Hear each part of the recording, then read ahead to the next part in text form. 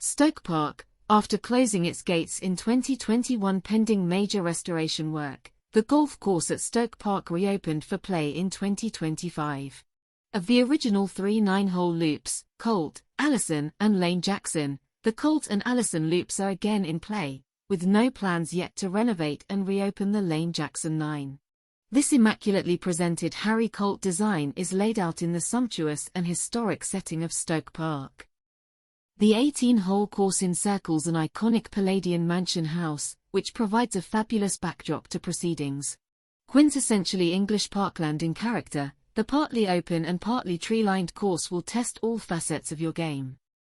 Of the 3 9s, all dating back to 1908, the Colt Alison 9s form the best combination. The dormant Lane Jackson loop remains closed. Stoke Park was transformed in the early 1900s from a stately home into the ultimate British country club, a concept that lives on today.